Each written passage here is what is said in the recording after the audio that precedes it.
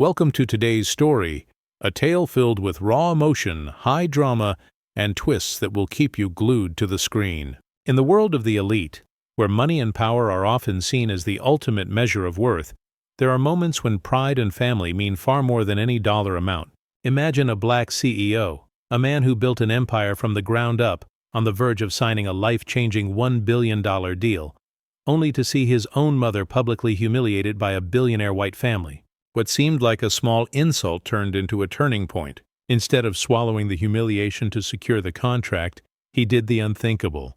He canceled the entire $1 billion deal, shocking the financial world. This story isn't just about business. It's about love, pride, justice, and the choices that command respect across the globe. If you want to know what really happened behind the polished walls of high-stakes business, stay with us until the very end. And don't forget to subscribe to this channel so you won't miss any of our powerful, inspiring, and unforgettable stories. That morning, golden sunlight poured over the towering skyscrapers of downtown New York. Wall Street buzzed with its usual chaos, honking horns, phones ringing non-stop, and the hurried footsteps of people chasing million-dollar dreams. In a luxurious penthouse high above the city, Daniel Carter, the youngest black CEO in the history of the multinational tech giant Orion, was straightening his tie in front of the mirror. He looked calm, confident, yet his eyes betrayed a trace of fatigue. Today wasn't just another business deal. It was the day he would sign a $1 billion contract that could change everything. And more importantly, it was the day he would bring his mother, Evelyn, to witness it.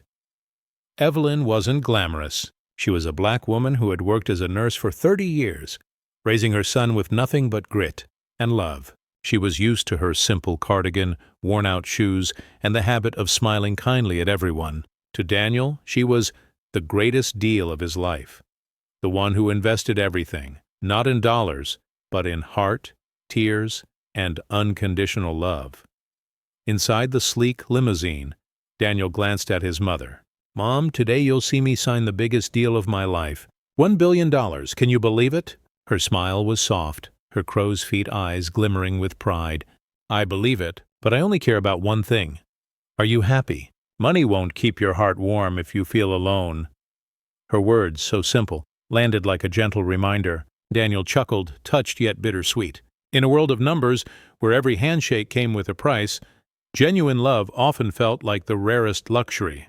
He squeezed her hand tightly.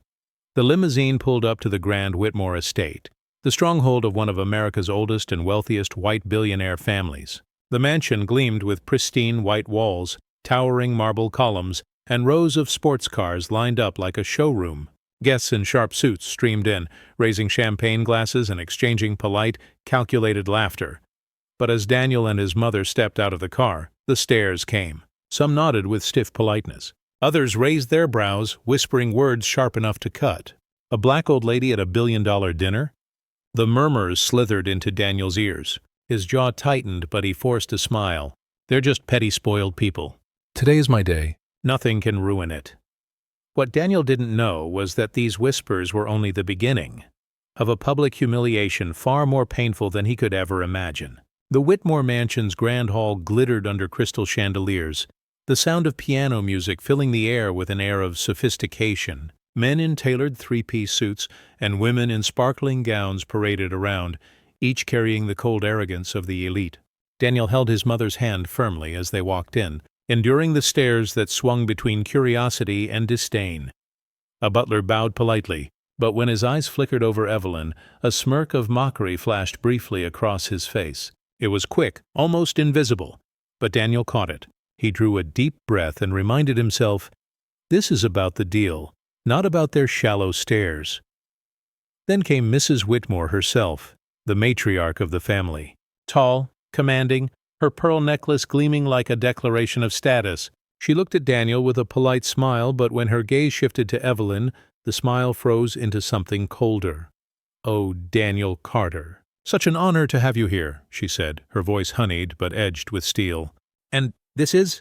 Daniel tightened his grip on his mother's hand, replying with calm confidence, "This is my mother, Evelyn. She's the one who taught me everything about patience and integrity." Evelyn smiled softly, nodding with grace. "Very pleased to meet you." For a moment, the room fell silent, as though everyone was waiting for a reaction. Then Mrs. Whitmore let out a small laugh, a laugh without warmth. How adorable. A nurse at a billion-dollar gathering. I suppose that's your way of remembering where you came from, isn't it? Laughter rippled among a few nearby guests, mingled with pitiful smirks and mocking glances. Evelyn's face paled slightly, but her smile remained, her hands trembling ever so faintly. Daniel felt his blood surge hot, his heart pounding. He wanted to shout, to lash out, but the dozens of eyes fixed on him seemed to challenge. What will he do? He only squeezed his mother's hand tighter and whispered, "Don't mind them, Mom. I'm here with you." But inside, Daniel could feel the fire of rage beginning to burn. And he knew this was only the beginning of the humiliation. The music still played, but to Daniel, every piano note now felt sharp and piercing, stabbing into his ears. He forced a polite smile as investors came over to greet him, but inside, anger boiled. His mother, the woman who had spent her entire life working hard with kindness and grace, had just been made a public joke in a room full of power. An elderly man in a slick Italian suit raised his champagne glass, patting Daniel on the shoulder. "Mr. Carter, don't take it to heart. We're here for the deal, not for—" His eyes slid toward Evelyn, then he stopped mid-sentence, forcing a weak smile. "His side matters." Daniel heard every word, and the awkwardness stung even worse.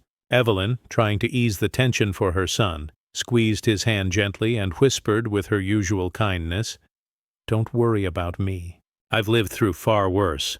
But her patience only made Daniel ache more. He remembered his childhood, those long nights she worked double shifts at the hospital, coming home with cracked hands and red eyes, just to buy him a few books. He remembered the times she endured prejudice, yet still walked with her head high.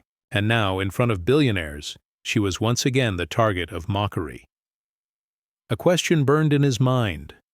Was $1 billion really worth more than his mother's dignity? At that very moment, a young man from the Whitmore family strolled over, holding his glass of wine, his tone dripping with arrogance. Quite amusing to see a common nurse at a $1 billion negotiation. "Perhaps next time, Daniel, you'll bring along your gardener, too." Laughter erupted from a few nearby guests. The air froze. Evelyn lowered her head slightly, but her hands trembled. Daniel's face flushed hot, his fists clenched tight. His eyes locked onto the young man, sharp and unyielding. And in that instant, he knew. If this continued, the $1 billion deal would mean nothing. The glittering ballroom suddenly felt suffocating. The fake laughter, the clinking of champagne glasses. It was all gasoline poured onto the fire blazing inside Daniel. He looked at his mother, saw her trying to stay composed, but her eyes shimmered, ready to spill tears. That was the dagger in his chest. Daniel took a deep breath, then turned to the crowd that had mocked her. His voice rang out, firm and clear, commanding silence. "I brought my mother here, not for her to be humiliated. If you think a ball gown or a last name defines a person's worth, then you're gravely mistaken." The room fell into uneasy quiet. A few guests exchanged startled glances. Mrs. Whitmore's lips curled in irritation, offended that her pawn had dared to speak out. But Daniel pressed on. "My mother worked her whole life without taking a dime from any of you. She taught me to stand tall, to value respect above money, and I will never forget that." Evelyn turned to her son, eyes glistening with tears but shining with pride. The ballroom froze in tense silence, the piano in the corner still tinkling faintly like an afterthought. One white-haired guest forced a laugh, trying to break the tension. "Come now, Daniel. Don't be so sensitive. We're here to talk business, a major deal after all. $1 billion isn't a joke." Daniel's lips tightened, his gaze turning icy. $1 billion? He thought. If they believe money can outweigh my mother's dignity, they'll soon learn how wrong they are. He squeezed his mother's hand and whispered, "Mom, I promise, this won't end the way they think it will." And in that moment, a decision began to crystallize in his mind. A decision that would shake the business world to its core. The party carried on, but the air had shifted. The laughter from before had turned hesitant.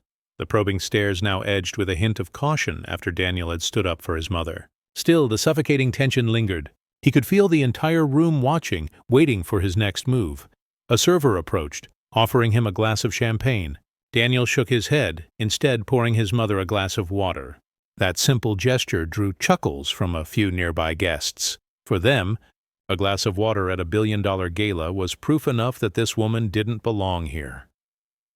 Daniel bit down on his lip but forced himself to remain calm.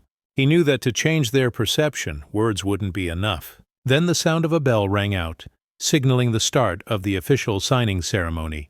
The Whitmore family sat proudly in the front row, the spotlight gleaming off their self-satisfied faces. On a long table draped in white linen, the $1 billion contract lay ready, a Mont Blanc pen resting neatly on top like an invitation. The room hushed, every eye fixed on Daniel, the man who needed only to sign his name to join the legends of finance. Evelyn touched his hand gently, her voice soft but firm. "Daniel, you don't need to prove anything to them. You just need to do what's right in your heart." Her words echoed in his mind like a command. A surge of emotion rose within him, washing away calculations and profit margins. Slowly, Daniel stood and began walking toward the contract table, leaving behind a room so tense you could cut the air with a knife. Everyone held their breath, waiting for history to be made. But Daniel knew what was about to happen would be nothing like they expected. Daniel approached the long table draped in pristine white linen. The Mont Blanc pen gleamed under the lights, as if calling him to sign the billion-dollar contract. The room was silent, save for the faint sound of breaths and the weight of dozens of expectant eyes.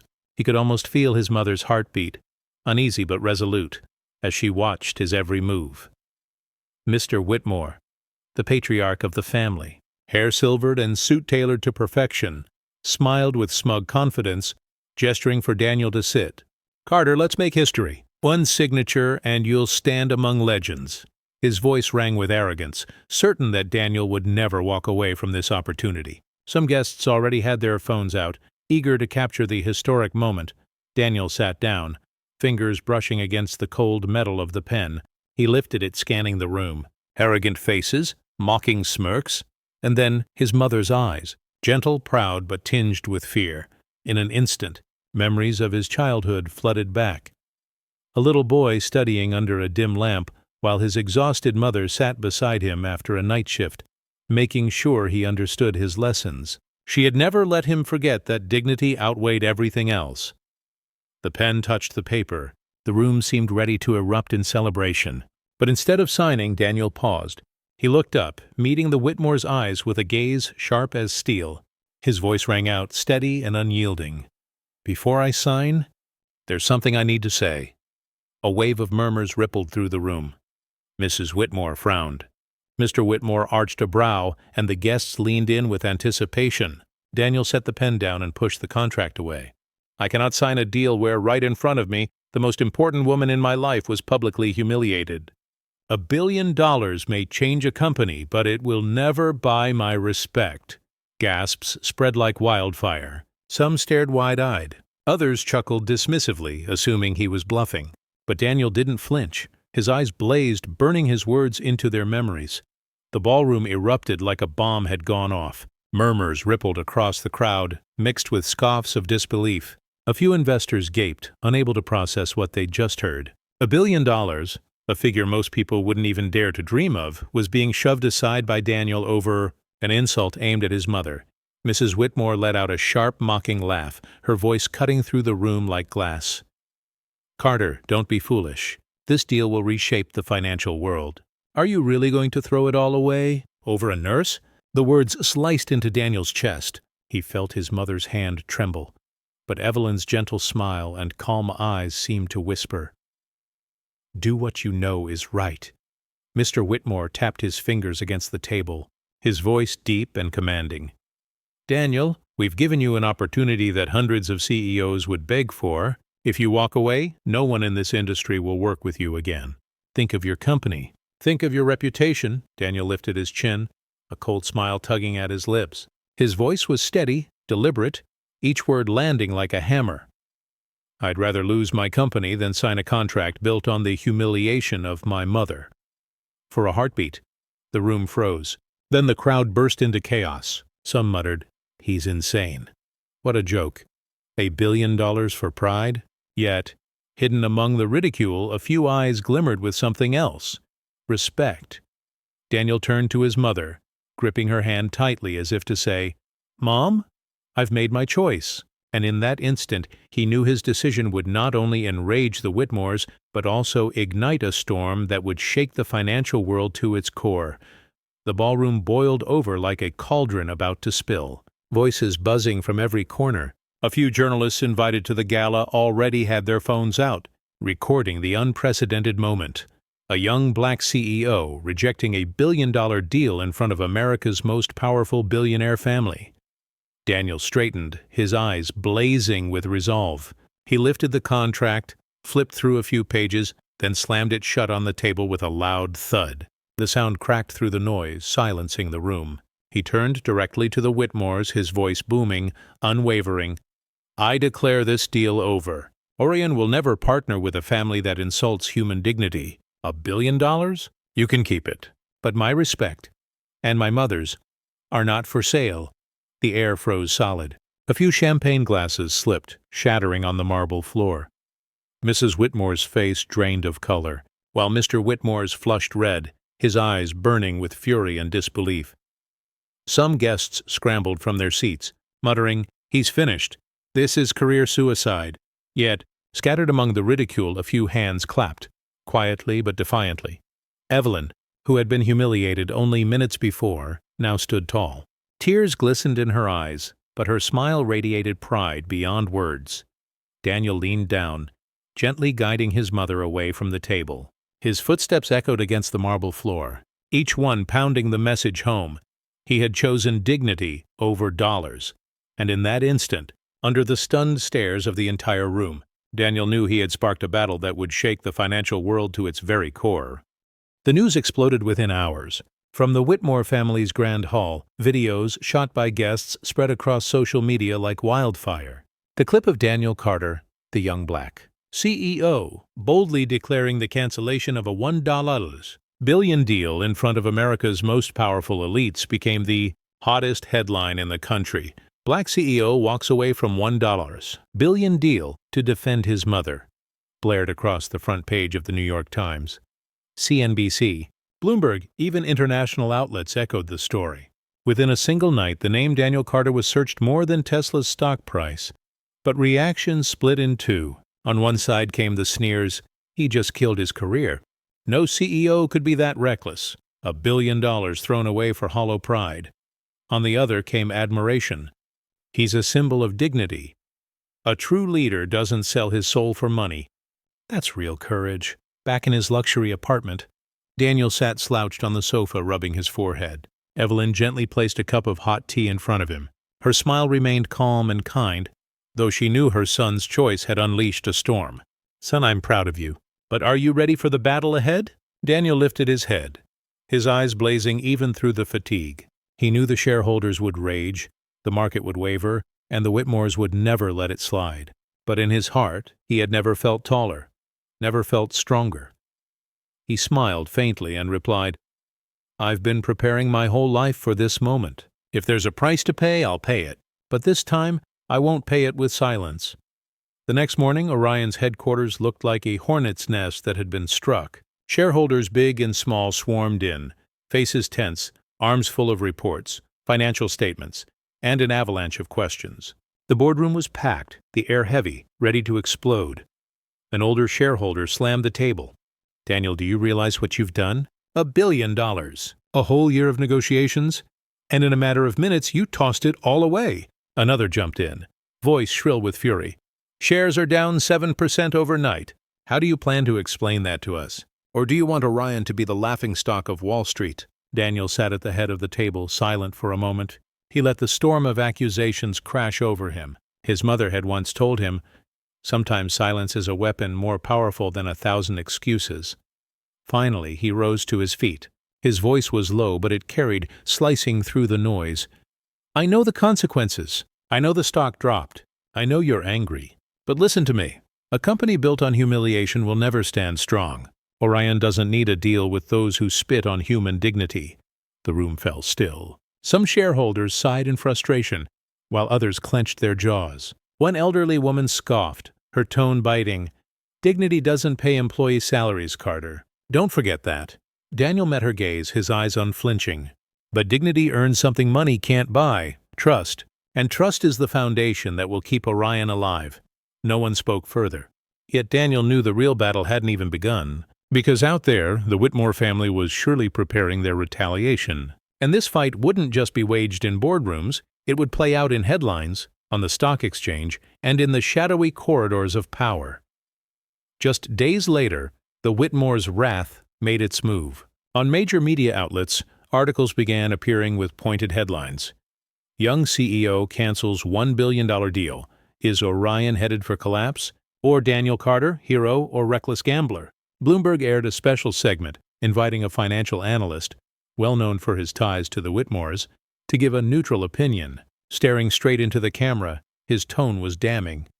The market needs stability, not sentiment. If Daniel Carter continues to lead this way, Orion won't hold its place in the global tech arena. Orion's stock kept sliding. Finance forums buzzed with comments. Carter's insane. He's destroying the company. But scattered among the noise were voices of support. He did the right thing. Dignity isn't for sale. Daniel sat in his office, the glow of his laptop illuminating his face. His inbox overflowed with shareholder demands for his resignation, legal warnings, even anonymous threats. Evelyn quietly placed a cup of coffee beside him, her eyes filled with worry. Daniel, you're becoming a thorn in their side. Are you sure you can withstand this? Daniel gave a faint smile, weary yet unwavering. Mom, if I back down now, I'll spend my life as their puppet. I'd rather watch them tear Orion apart than let them tear apart my belief. Beyond the glass wall, the city lights shimmered, signaling that the real battle had begun, a war not just of money and power, but of honor and truth. That night, as Daniel sat alone in his office, the streetlights casting long shadows through the glass, his phone buzzed. An unknown number. He hesitated for a moment, then answered. A deep, steady voice came through. Carter, this is Richard Hall, chairman of Horizon Group. I just watched the footage from the Whitmore Gala. I have to say, you've made the entire financial world tip its hat. Daniel frowned, unsure whether to trust or suspect. Horizon was the Whitmore's direct competitor in the market. Was this praise genuine admiration, or just another move in the shadow game of high finance? Richard went on. I've seen countless men sell their souls for a bigger number in their accounts. But you chose dignity over dollars. And leaders like you, that's exactly the kind I want to partner with. Daniel stayed silent. Thoughts raced through his mind. Could this be a lifeline in the storm of furious shareholders? Or just another trap set by seasoned sharks of the industry? Evelyn stepped into the room, placing a gentle hand on her son's shoulder. She nodded slightly as if to say, Listen, but don't lose yourself. Daniel drew in a breath and replied, If you truly want to work with me, I need to know one thing. Does Horizon respect the values I stood up for? Because if not, $1 billion, or even $10 billion, means nothing. The line was quiet for a beat. Then Richard chuckled, low and firm. That's exactly why I called you tonight. Daniel set the phone down, his eyes glinting with renewed fire. In the stormy night, an unexpected ally might just have revealed himself. The next morning, Daniel arrived at Horizon's headquarters, a towering glass building in the heart of Manhattan. Gone were the judgmental stares of the Whitmore Gala. Here he was greeted with firm handshakes and genuine smiles from Horizon's team. Everything seemed designed to send one message. You are not alone. Richard Hall personally came to meet him. Tall and lean in his 60s, with salt and pepper hair and sharp, yet kind eyes. He clasped Daniel's hand tightly and smiled. Carter, I've been waiting for this day. Some think I just want to topple the Whitmores, but the truth is, I see in you what the market is starving for, a leader who dares to put people before profit. Daniel gave a thoughtful nod. He knew no one in finance was entirely pure, but at least Richard was saying what he needed to hear. Inside Horizon's boardroom, a massive strategy map glowed on the screen. Richard pointed to it, his voice firm. The Whitmores won't sit still. They'll spread bad press, drive down Orion's stock, even use their connections to choke your funding. But if you agree to work with Horizon, we'll stand beside Orion. I won't promise sunshine, but I promise we'll weather the storm together. Daniel stared at the blood-red chart of Orion's plunging stock. His mother's words echoed in his mind. Never sell your soul, but you can choose your allies. He turned to Richard, his eyes resolute. "I'll partner with you, but on one condition. Every deal must be built on respect." "No exceptions," Richard burst out laughing, clapping Daniel on the shoulder. "That's exactly why I wanted to shake your hand. Welcome to the real fight, Carter." From the corner of the room, Evelyn watched quietly. Her eyes shimmered with pride. Her son had not only walked away from $1 billion, he was now ready to face an empire, and he wouldn't be facing it alone. The Orion Horizon partnership hadn't even gone public yet when the Whitmores launched their first strike. That morning, the Financial Herald ran a 3-page spread with a screaming headline: "Daniel Carter, the emotional CEO driving Orion toward collapse." The article read like an indictment. Every line hammered Daniel's impulsive decision to cancel the $1 billion deal, painting him as reckless and self-centered. The closing paragraphs hit below the belt, citing anonymous insiders who claimed Daniel was controlled by his mother and too immature to run a global tech corporation.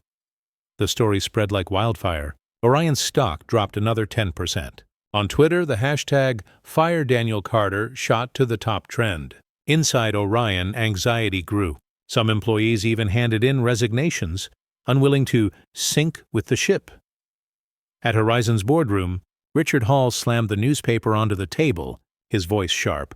"The Whitmores have made their move. They don't just want your money, Daniel. They want your reputation in ashes."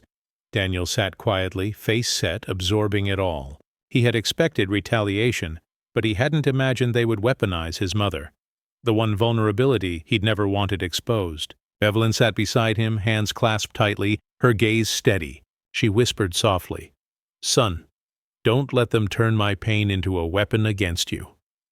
Daniel lifted his head, his eyes blazing. "No, Mom. I'll turn it into strength. If they want a media war, then I'll show them who truly controls the game." The room fell into silence. Richard stared at Daniel, equal parts surprised and impressed. He realized that, from this moment on, Daniel wasn't just a pressured CEO anymore. He had become the man leading the counterattack. 2 days later, Daniel struck back. Instead of dodging the press like most CEOs, he called a massive press conference at the Manhattan Convention Center. Dozens of reporters packed the hall, cameras flashing like lightning, the atmosphere as tense as a courtroom. Daniel stepped up to the podium, not in a sleek suit, not with a glossy tie, but in a simple white shirt. Beside him, Evelyn sat in the front row, her gentle yet proud face radiating strength. Her eyes were his anchor. He began slowly, his voice calm but resonant. "In the past few days, I've been criticized, mocked, and ridiculed. They say I walked away from $1 billion because of emotions. And let me tell you, they're right, I did. Because there are values that $1 billion or $10 billion can never buy." The hall stirred. Daniel raised his chin, his eyes sharp. "And if anyone believes I'm controlled by my mother, then yes, I admit it, I am controlled. By her integrity, her courage, and her unconditional love. If that makes me a bad CEO in your eyes, then I'll proudly wear that title." Applause erupted, first from a few, then swelling into a thunderous standing ovation. Reporters jumped to their feet, cameras rolling nonstop. On Twitter, a new hashtag, #ShockStandWithDaniel, began trending, directly challenging the Whitmores' smear campaign of #FireDanielCarter. From the back of the room, Richard Hall smiled faintly. Daniel had just achieved what money alone never could, turning a media attack into a wave of public support. And the Whitmores, they were no doubt grinding their teeth in fury, watching the prey they sought to destroy transform into a banner that rallied the people. If Daniel's press conference was a resounding counterstrike, the Whitmores wasted no time unleashing an even dirtier blow. Just a day later, New York's most notorious tabloid splashed an exclusive across its front page in blazing red, "CEO Daniel Carter Scandal, Orion Under Secret Corruption Probe." The article offered no solid evidence, just a handful of anonymous sources and snippets of conveniently cropped emails, enough to spark suspicion. But it worked. Orion stock plummeted another 8%.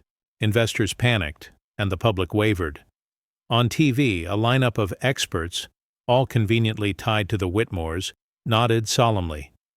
Where there's smoke, there's fire. Maybe Daniel Carter isn't as honorable as he claims. Daniel slammed the paper onto his desk, his face darkening. He knew it was filth, but the power of lies could sometimes crush harder than the truth. Evelyn placed a hand on his shoulder, her voice calm and steady. "Son, they're trying to turn your courage into a crime. But remember, truth doesn't need to scream to be heard, as long as you don't back down." Richard Hall entered, tossing a folder onto the table. "Carter, my team's combed through Orion's records. There's nothing, no misconduct, no skeletons. The Whitmores are playing dirty. But if you want to fight back, we'll need more than denials." Daniel sat silent for a moment. Then a cold smile curved on his lips.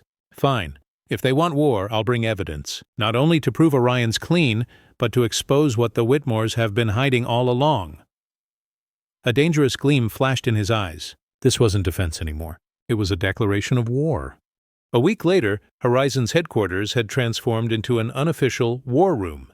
Lawyers, financial experts, even investigative journalists Richard Hall had brought in, all working toward one goal: finding evidence against the Whitmores.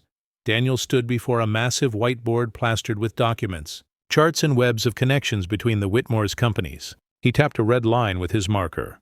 "This is the weak spot. A shell company in the Caymans. They're laundering hundreds of millions through it, but on paper it looks clean. If we expose this, everything crumbles." A financial analyst nodded. "I've been tracing transactions for 48 hours straight. There's a transfer to Switzerland that doesn't add up. It could be the key." From the corner, Evelyn watched quietly as her son commanded the room like a general at war. Pride glowed in her eyes, though fear lingered too. She knew Daniel was now on a path with no way back.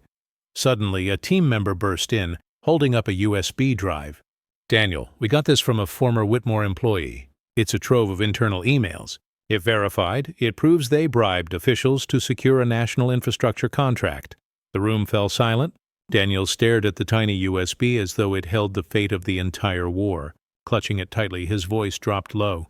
"If this is real, we won't just save Orion, we'll bury the Whitmore empire." Richard leaned back, a sly grin on his face. "Then as of today, Carter, you're no longer defending. You're attacking." And in that moment, Daniel realized the game had flipped.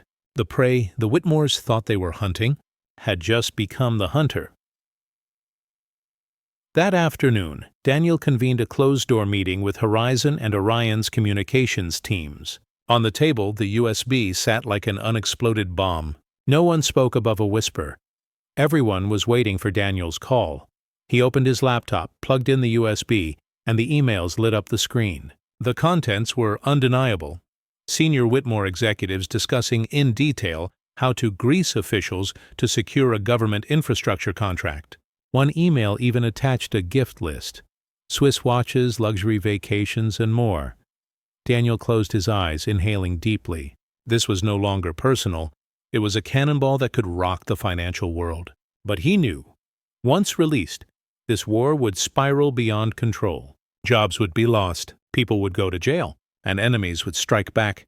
From behind him, Evelyn's voice was soft yet steady. "Son, if the truth can free people from corruption's grip, then let it see the light." Daniel's eyes snapped open, blazing. He turned to the communications team. "We're not dropping everything at once. We start with a piece, just enough to show Whitmore isn't clean. I want to gauge the public's reaction first." Richard Hall nodded, a sly grin spreading. "A baited hook. Let the sharks show their teeth." And so, within hours, an anonymous leak hit the internet.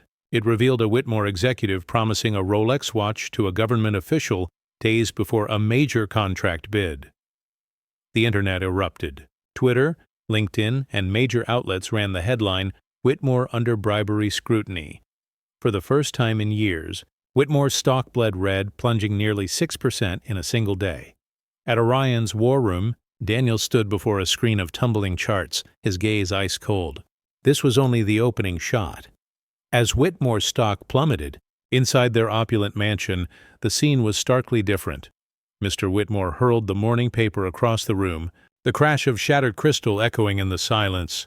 "Enough!" he roared, his face flushed with rage. "Who leaked those emails?" A trembling aide stepped forward. "Sir, we've traced it. The data breach could only have come from inside. And the trail, it leads straight to Carter." The room froze in deadly silence. Mrs. Whitmore sneered, her voice dripping with disdain. "That arrogant black man thinks he can destroy this family. He forgets we don't just have money, we have power."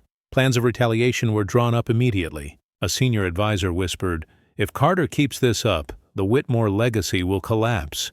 We must strike Orion directly. Hit his most loyal people."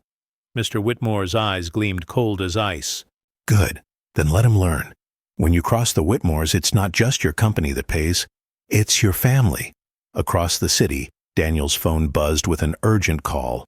A trusted friend from the banking world whispered down the line, "Daniel, be careful. The Whitmores are moving to crush Orion at the roots, and I've heard they're targeting your mother." Daniel froze, his heart pounding like thunder. He turned and saw Evelyn calmly brewing tea, serene as ever. But inside him, a different fire raged, the fire of protection. He clenched his fists tight, vowing, "If they dare touch my mother, I will bring their empire crashing down overnight." The threat to his mother felt like an ice needle to Daniel's heart. He didn't wait for emotion to lead. The response had to be immediate. Within hours, the penthouse hummed like a command center. Extra security guards were hired, cameras supplemented, and a black SUV stayed idling by the service entrance. Evelyn, usually private, accepted the measures as necessary. She sat in the soft living room chair clutching her worn knit shawl, the small ritual that steadied her. Richard Hall called in the top lawyers he knew. They immediately drafted restraining orders to prevent harassment or doxing of Daniel's family. Meanwhile, Horizon's security team coordinated with a private protection firm, operators who moved like shadows, sweeping every entrance, every corridor of the building, every elevator, every delivery. No detail was left unchecked. Daniel spent most of the day glued to screens, monitoring tweets, headlines, and internal alerts. Yet he also prepared his next offensive. The USB containing the Whitmore emails was backed up across secure, encrypted drives. Copies were entrusted to two well-respected investigative journalists, reporters with reputations that couldn't be bought and who knew how to protect their sources. Daniel didn't want rumor. He wanted incontrovertible proof, legal backing, and a publication strategy that would force regulators to act. That night, a closed meeting with the two journalists took place in a dimly lit cafe. Daniel laid a dossier on the table, highlighted emails, decoded digital signatures, and recordings of internal calls. He looked them in the eye and said, "I chose you because of your integrity. If you take this on, I'll back it legally. People deserve to know the truth, but we must publish in a way that cannot be twisted." One of the reporters met his gaze, her eyes sparking at the prospect of a major investigation. "We'll vet everything. If it checks out, this is a story major outlets cannot ignore. But be careful. The Whitmores will hit back." Daniel nodded. He understood the risks. There was no retreat. He lowered his voice, hoarse with fatigue, and said, "Protect my mother. I'll handle the rest." Later that night, Evelyn pulled Daniel close. She gripped his hand and asked quietly, "Son, if this costs you everything, will you regret it?" Daniel paused, city lights glittering in the distance, then answered with a plain, profound truth. "You gave me a lifetime to choose. Mom, I won't regret choosing what's right when I can look you in the eye and say I did." At 2 a.m., a secured email arrived from the first reporter.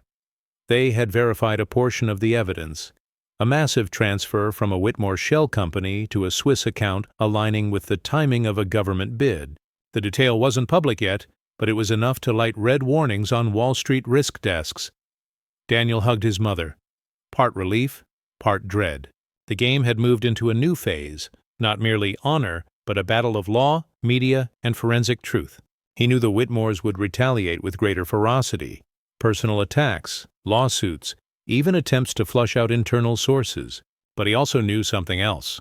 The public was watching now, and when truth lands in trustworthy hands, the weight of justice is hard to bury. As the clock neared 2 a.m., Daniel rose, eyes burning with a cold resolve. The public reveal would come, but on his terms. The greater fight was only just beginning. The next morning, Wall Street awoke to fresh rumors. Major financial outlets reported whispers that internal sources had confirmed irregular transactions linked to the Whitmore Group. Orion's stock still wavered, but for the first time since the billion-dollar deal collapsed, the public gaze shifted, away from Daniel and toward the Billionaire dynasty. Inside Horizon's war room, Daniel, Richard, and the core team were glued to the screens. A CNN anchor spoke live, voice taut with urgency. "Huck, we've just received a copy of an internal email suggesting Whitmore Group may have bribed officials to win the National Bridge contract. If verified, this could be the biggest financial scandal of the decade." The room went dead quiet. Then Richard slapped the table, grinning wide. "The fish has bitten, Carter. Now we just need to pull hard on the line."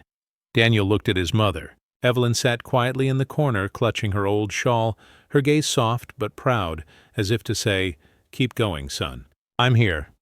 At that moment Daniel's phone buzzed. An unknown number. The voice that came through chilled him to the bone.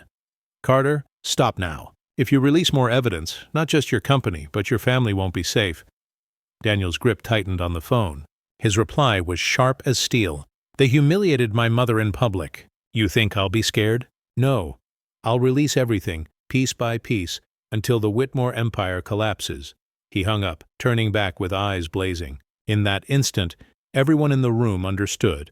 Daniel Carter was no longer just a CEO. He had become a banner for all those ever crushed by power. 2 days later, while public outrage was still boiling, Daniel dropped the next bomb. This time it wasn't just a few leaked emails. It was a full dossier, released simultaneously through 3 major newspapers, backed by verification from 2 independent legal and financial experts. The contents? Irrefutable evidence showing that the Whitmore Group funneled over $300 million through a Cayman shell company to a senior government official in exchange for a contract. The story detonated. Networks from CNN to BBC ran it nonstop. Even the U.S. government couldn't stay silent. The Department of Justice officially announced it was opening an investigation into the Whitmore Group. Whitmore's stock went into freefall, down 15% in a single day. Companies once allied with them scrambled to issue statements of suspending ties. Photos went viral online, reporters swarming Whitmore headquarters, workers quietly dismantling company logos from branch offices as if to escape the taint. Back at the apartment, Daniel sat before the TV, gripping his coffee cup as the ticker scrolled across the screen. DOJ investigates Whitmore bribery scandal. Evelyn placed a gentle hand on his shoulder, her smile warm and proud. "See, son, the truth has finally found its voice."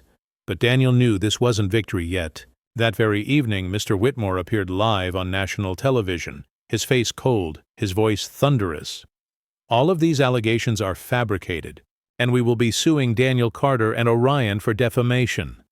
The room thickened with tension. Daniel understood this was the Whitmore's counterpunch, a brutal legal war. Yet, in his eyes, there was no hesitation left, only the resolve to chase the truth to the very end. On the first day in federal court, the courthouse steps were packed with reporters and cameras. Crowds gathered outside, some chanting, "Justice for Carter," others waving signs reading, "Protect Whitmore Jobs." This was no longer just a legal battle. It had become a public showdown between 2 powers, 2 values. Daniel stepped out of the armored SUV in a black suit, his face calm but his eyes blazing. Evelyn walked beside him, arm linked through her son's, serene yet proud. She didn't need words. Her presence alone declared, "This fight belongs to both of us." Inside the courtroom, the Whitmore's attorney launched the opening strike, voice sharp as steel. "Your Honor, we have evidence that Mr. Carter and Orion disseminated false information to smear the reputation of Whitmore Group, causing billions in damages. This is blatant defamation." The chamber buzzed.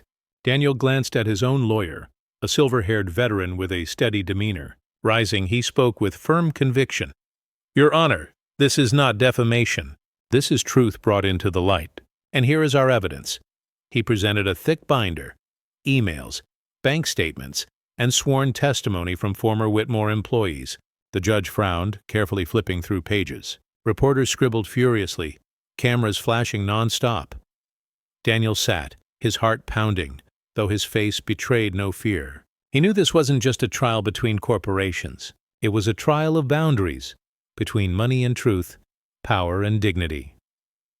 During recess, a reporter shouted through the crowd, "Carter, do you regret walking away from the billion-dollar deal?" Daniel stopped, turned, his eyes blazing into the cameras. "No. I'd regret for life if I let my mother be humiliated and still signed." $1 billion can never buy dignity. Cheers erupted from the supportive crowd outside. And in that moment, Daniel realized, though the court fight had only begun, the court of public opinion was already on his side. The trial resumed that afternoon, the atmosphere so tense it seemed to choke the room. The Whitmore's lawyer thundered on, presenting argument after argument, claiming Daniel's leaked emails were forgeries or manipulated. They even called a tech expert friendly to their side, who testified, "No Whitmore system has ever been breached." The crowd stirred uneasily. Some reporters shook their heads, believing the balance was tipping toward the billionaire family. Under the table, Daniel clenched his fists, his pulse racing. This was the move he had expected: denial, sowing doubt, shaking public trust. Then Daniel's lawyer rose, smiling calmly. "Your Honor, the defense calls a witness, a former insider of Whitmore Group." The courtroom doors swung open. A worn-looking man in an old suit stepped inside. His face was gaunt, but his eyes burned with resolve. Murmurs erupted. Several journalists recognized him instantly. Harold Green, former chief financial officer of Whitmore, who had vanished from the industry under mysterious circumstances 2 years ago. Harold strode to the witness stand. His voice was raspy but firm. "I worked for Whitmore Group for over 20 years, and I am here to confirm those emails are real. I personally authorized many of the concealed transactions they now deny." The courtroom exploded. Reporters shot to their feet, cameras firing nonstop. Mr. Whitmore's face went pale. Mrs. Whitmore's jaw dropped. Daniel sat stunned, unable to believe that such a crucial ally had appeared at the exact breaking point. Harold lifted a thick folder. "These are copies of original documents, including digital signatures and Swiss bank confirmations. If the court requires, I will testify in detail about the laundering and bribery orchestrated by the Whitmores."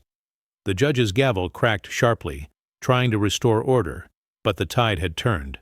Daniel turned to his mother. Evelyn's tears streamed down as she clutched his hand. This was more than evidence. It was the first brilliant ray of justice breaking through. News of Harold Green's testimony spread across America within hours. Financial headlines screamed, "Former Whitmore CFO confirms bribery scandal. Whitmore empire shaken by explosive evidence." On CNN, a commentator exclaimed, "This is the biggest financial earthquake in decades. If the testimony holds, the Whitmores could face federal prison time." Wall Street shuddered. Investors fled Whitmore Group, their stock collapsing another 22% in a single day. Meanwhile, Orion, once on the brink, surged as the public began to see Daniel as a symbol of integrity. The hashtag Justice for Daniel trended worldwide, completely overshadowing "Fire Daniel Carter." At Horizon's office, Daniel, Richard, and Evelyn watched the live coverage on the big screen. Richard laughed heartily, clapping Daniel's shoulder. "Carter, you've done it. The government's in the game now. DOJ and SEC just announced a full-scale investigation into the Whitmores. This isn't just your fight anymore. It's the nation's."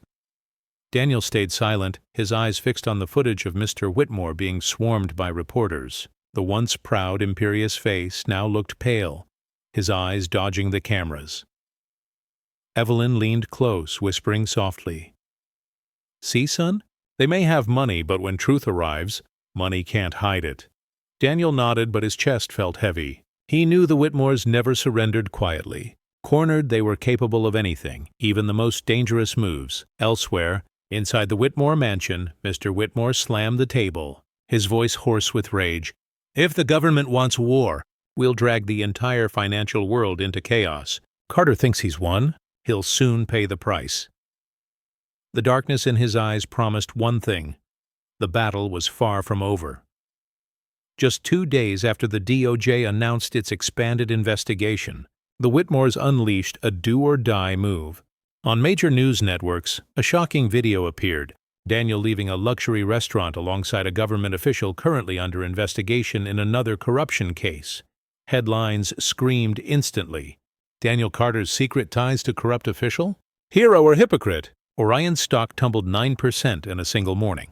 Online, those who once cheered for Daniel sneered, "See? He's no different from the Whitmores." At Horizon's office, Richard slammed the remote onto the table, furious. "Filthy tactics." They spliced footage, edited it to turn a business dinner into incriminating evidence. But the public doesn't wait for facts. They only see the scandal. Daniel sat silent, eyes cold. He remembered the night clearly. It was true he'd crossed paths with that official, but only at a trade association gala attended by dozens of CEOs. The Whitmores had cherry-picked the right angle, chopped seconds of footage, and turned it into proof. Evelyn laid her hand gently on his shoulder, whispering, "You can't chase after everyone to explain. You must let truth defend you." Daniel nodded, then turned to Richard. "We counterattack. I want the full guest list from that evening published, along with the original video. And more than that, I want us to release the evidence Harold gave us, but we've held back." Richard raised a brow. "You mean the Swiss Black Fund files?" Daniel's smile was cold. "Exactly. If the Whitmores want to smear me with doctored lies, I'll bury them with raw truth." Outside, the storm of public opinion raged, but inside that room, Daniel's eyes burned with an unquenchable fire. He knew.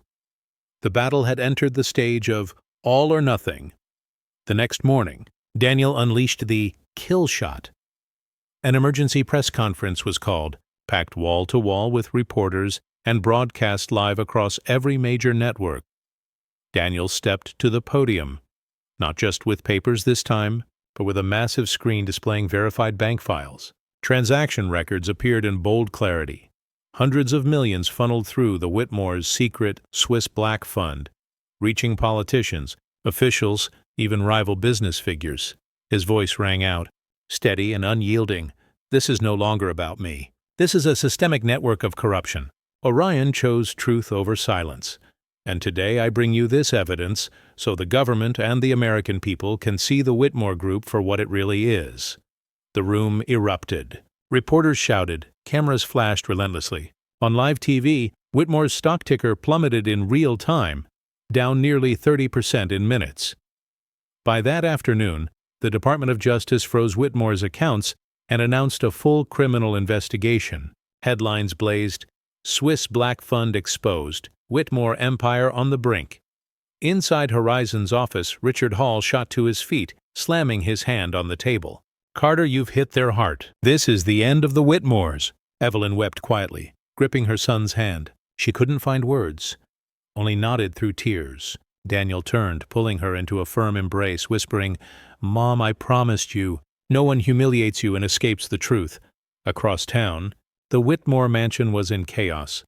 Mr. Whitmore sat collapsed in his chair, pale and shaken, as advisors scrambled on frantic phone calls. Mrs. Whitmore screamed, "No! This can't be real!" But the truth was out, and this time there was no hiding it. Just 2 days after the Swiss Black Fund bombshell, the cold iron gates of justice swung open.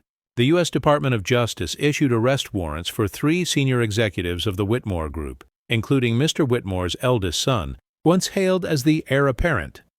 Live broadcasts stunned the nation.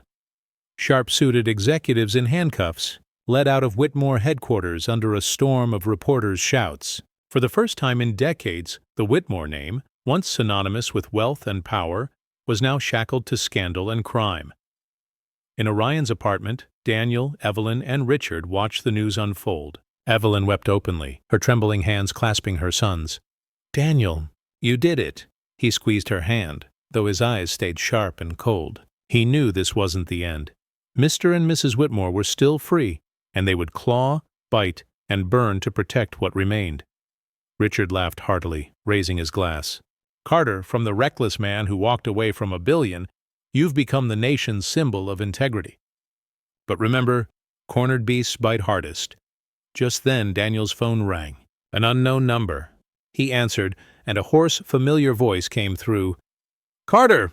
You think you've won? I swear I'll drag you down to hell with me." It was Mr. Whitmore. The room froze. Daniel replied slowly, his voice ironclad. "No, Whitmore. Hell is for those who sold their souls. And I haven't," he hung up. Evelyn looked at her son, her eyes filled with both pride and worry. She knew, from this moment on, the battle was no longer about markets or courts. It was the final clash between truth and desperation. The legal and media storm had driven the Whitmores into a corner, but instead of retreating, they chose to strike back. One final confrontation. That evening, Daniel received an unexpected invitation, a private meeting from Mr. Whitmore himself. The location was an estate outside the city. No press, no lawyers, just a conversation between men. Richard Hall urged him to refuse. This reeks of a trap. They've got nothing left to lose, Carter. Daniel stayed silent. He looked at his mother, Evelyn. She placed a hand on his shoulder, her voice low but steady. You don't have to go. But if you do, remember, you carry truth, while they carry only desperation. In the end, Daniel went. A black SUV drove him and 2 guards to the estate. The night air was heavy, charged like the calm before a storm. Inside the grand hall, he found Mr. Whitmore waiting, gaunt yet still dangerously sharp. Beside him, Mrs. Whitmore stood tall, chin raised in defiance despite the crumbling empire behind her.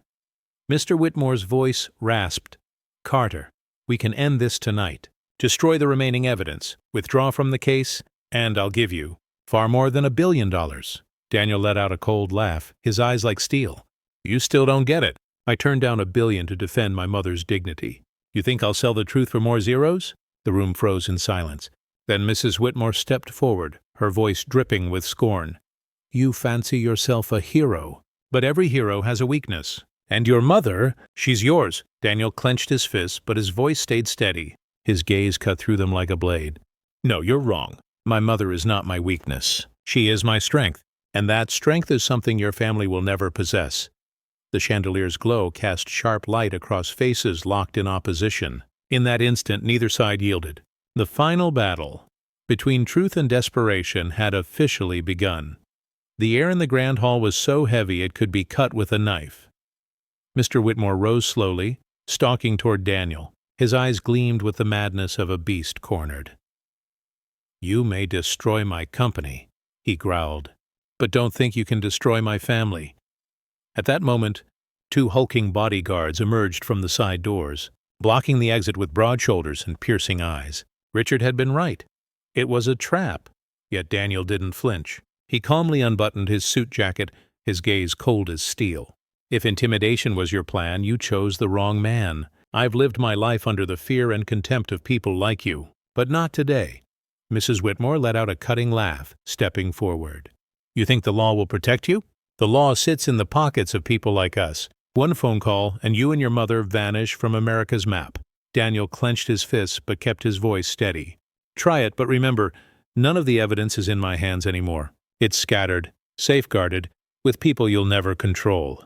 If I disappear tomorrow, the world reads everything you've hidden. The words thundered through the hall. Mr. Whitmore froze, a flicker of fear flashing in his eyes. Daniel was no longer prey. The silence was suffocating, stretching on like an eternity. Then Daniel turned, striding toward the exit. The guards exchanged uneasy glances before stepping aside. At the doorway, Daniel paused, looking back at the once mighty power couple. This war is already over, and the losers aren't me. He walked out, leaving behind a room steeped in the quiet wreckage of defeat. Just days after the confrontation, whispers began to leak. An anonymous reporter revealed that Daniel Carter had met the Whitmores face-to-face in a final tense standoff. No one knew the details inside, but the story of Daniel looking them dead in the eye and declaring, "I don't lose," spread like wildfire. Headlines blared, Black CEO Carter rejects $1 billion and brings down Whitmore with truth. From victim to symbol, the Daniel Carter Revolution. On social media, images of Daniel and his mother holding hands as they left court went viral, becoming icons of dignity and resilience. Meanwhile, the Whitmores spiraled into ruin. Their eldest son sat behind bars, assets were frozen, and Whitmore Group plunged into collapse as international partners tore up contracts. Mr. Whitmore vanished from public view, rumors swirling about his failing health and broken spirit.